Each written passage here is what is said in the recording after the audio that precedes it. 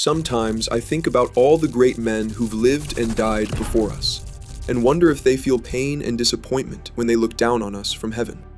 I think about the great kings, saints, martyrs, prophets, and warriors of old, about the way they suffered, about the harshness of their lives, and about the fire that moved them forward, towards conquest, towards the highest peaks, towards heaven.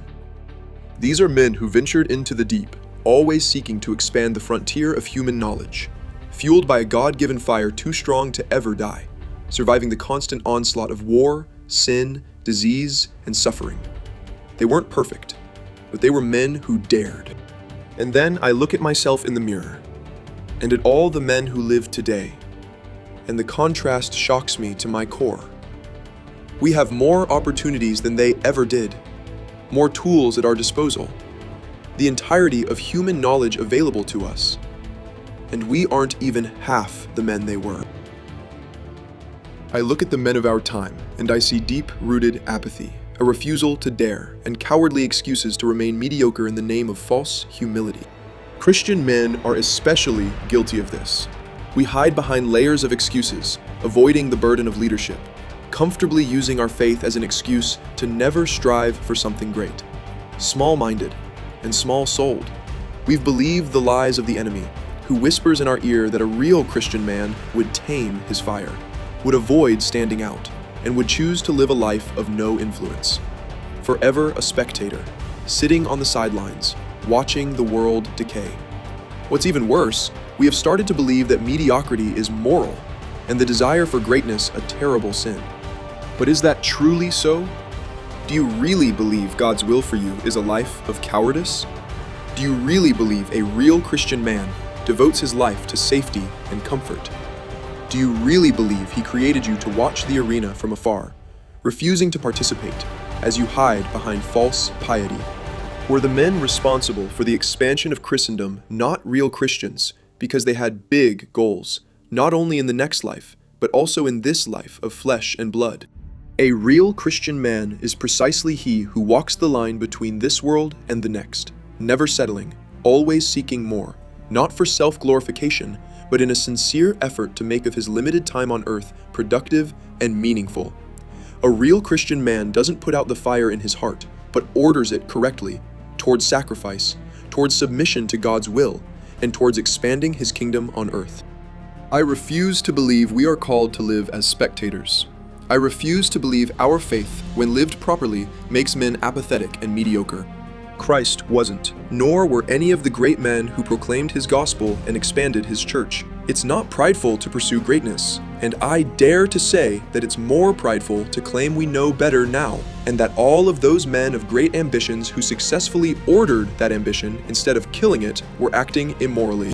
It takes great humility to accept that God calls you towards a life spent striving, under His command, to accomplish great goals for His glory.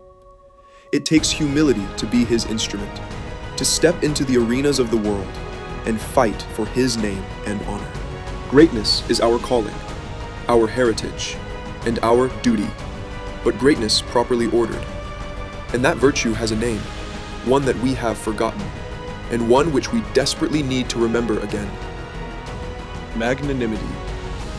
Magnanimity, as described by St. Thomas Aquinas, is the virtue by which the soul stretches toward great and arduous things, particularly great honors earned through virtuous deeds, according to right reason, fortifying the passion of hope while avoiding presumption.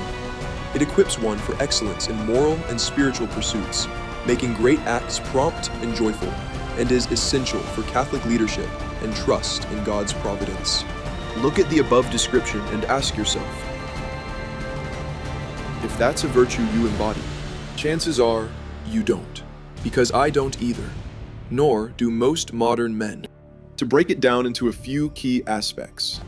1.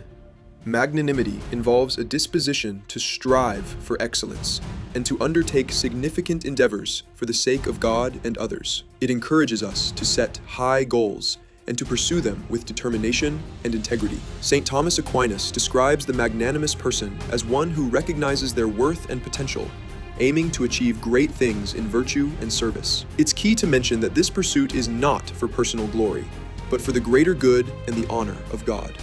2. Magnanimity demands generosity. This virtue calls us to rise above our base desires and to act in ways that bring about good beyond ourselves. It's a virtue that is sacrificial in nature, forcing you to forego your own preferences and put your life to the service of others. 3. Magnanimity requires perseverance and toughness. It involves a readiness to confront obstacles and to persevere in the pursuit of good, even when faced with adversity. The virtue of magnanimity is proof that Christian men are not called to make themselves invisible, but rather, and this aligns perfectly with Scripture, put ourselves in the front lines of the fight against evil. Make of our lives public examples of virtue, and seek to be mirrors of God's glory and bearers of the light of Christ. You are the light of the world. A city set on a hill cannot be hid, nor do men light a lamp and put it under a bushel, but on a stand, and it gives light to all in the house. Let your light so shine before men that they may see your good works and give glory to your Father who is in heaven. The world needs magnanimous men. If our faith is facing a crisis among young men, it's because we haven't been doing our job properly.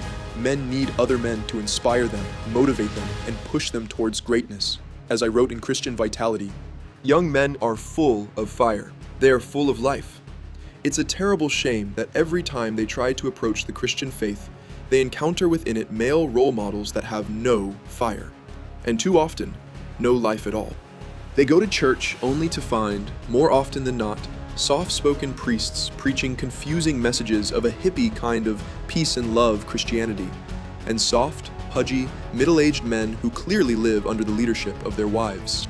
Our job as Christian men includes becoming leaders, first to ourselves, so we can control our base desires, second to our families, so we can guide them with wisdom and justice, and third to our communities, cities, and nations, so we can contribute to the eternal fight against evil and leave a mark on this world that lasts even after we've perished. The world needs more magnanimous men, men who are committed to the pursuit of greatness, the right kind of greatness, for the right reasons. It doesn't need any more cowards passing as humble, and it doesn't need any more degenerates in positions of power and influence, where they can idolize themselves and sell their souls for wealth, pleasure, and status. The world needs you, and me, and all the other men who've been gifted the spark of life, to step up and make a choice, to become magnanimous and influential, to stop hiding behind false, comfortable, convenient versions of Christianity that do not require you to demand more of yourself. It needs men who stand firm on their beliefs and actually pick up their crosses and carry them. Only when we remember to strive for magnanimity will we arrive at the kind of greatness that matters and reach our final days resting on the certainty that we did all we could, that we lived for something higher, and that we will be remembered by those who knew us for daring to step up and seek greatness at a time when most wouldn't. How to become magnanimous in a world that wants you mediocre. It's no secret that the world wants Christian men to be soft and effeminate. After all, the powers of evil can only spread if we allow them to, by ignoring our apostolic duty to spread the good news of the gospel, and by failing to protect our families and communities from dangerous ideologies. But it's still possible to fight back against those powers that seek to emasculate you, and become a leader of men, a man's man, a magnanimous soldier for Christ. Accept the call. Then I heard the voice of the Lord saying, "Whom shall I send? And who will go for us?" And I said, "Here am I, send me." You need to understand that you've been lied to. You need to understand that it's not prideful to strive for more, and that it's not humble to settle for mediocrity. Yes, you should be detached from the world and from the results of your efforts, and you should be grateful and humble, even at your lowest. But that's a matter for another video. The point here is that our time is a time of cowardice, when most men refuse to put up their hands and answer God's call. You and I need to be different. We need to pioneer the revival of masculine faith by first realizing that Christian men are supposed to aim for greatness of soul and deeds. Venture into the deep. God has blessed each one of us with specific talents. You need to become aware of those talents and think about ways in which you could use them to bring light into the world, serve others, and accomplish great things. It's important to remember that magnanimity requires esteeming oneself worthy of great things, precisely because of these divine endowments, not out of pride or ego. What that means is that you need to do the tough but necessary work of introspection and soul-searching, in prayer and in silence, to find out what sets your heart on fire and discover how you could best serve God and others. Decide on a mission. Ponder on these questions. What am I naturally good at?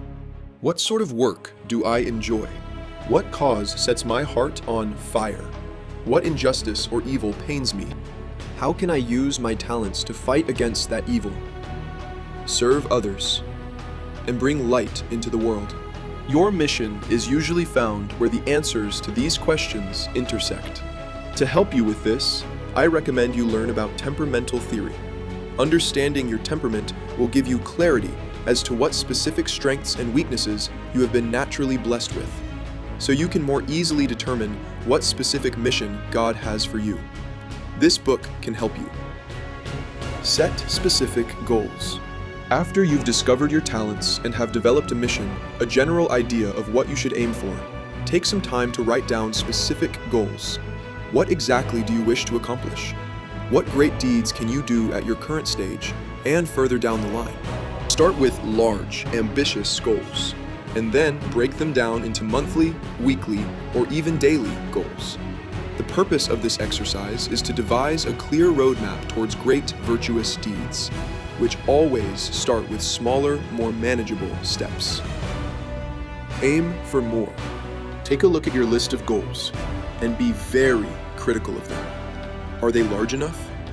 Are they great enough to make you excited, scared? If not, then you probably should aim higher. You should make the goals you set for yourself larger and more ambitious.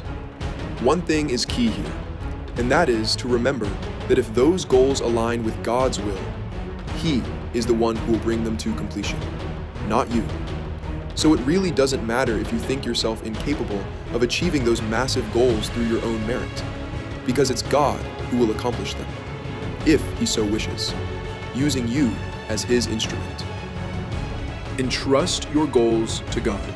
A truly magnanimous spirit knows that it's virtuous to aim for great deeds, while simultaneously understanding that the end result is in God's hands only. This necessarily forces the magnanimous man to develop the humility needed to balance his daring spirit and his ambition. When you detach from the results and seek instead to do great things out of love of God and to develop virtue in the process, you learn to keep the temptations of pride and self-glorification at bay. God calls you to try your hardest, to do your best, to seek greatness of soul, and to dare to make an impact. But the actual worldly results of your efforts are in His hands only. In short, to build magnanimity, accept the call to greatness, find your God-given talents, choose a mission, break it down into goals, make those goals larger and more ambitious, entrust your purpose to God, and detach from the results. God is calling us forward, out of the abyss of sin and vice, and out of the prison of fear that we've so obediently entered into. He calls us towards the fire, towards the arena, towards the unclimbable mountain. He urges us towards sanctity, the most ambitious goal of all, the vocation of all Christians. He needs men who don't shy away from His call, men who are willing to die for Him, men who understand and truly live, not for this world, but for the next. Thank you for watching. If you enjoyed this video, make sure to like, subscribe, and share.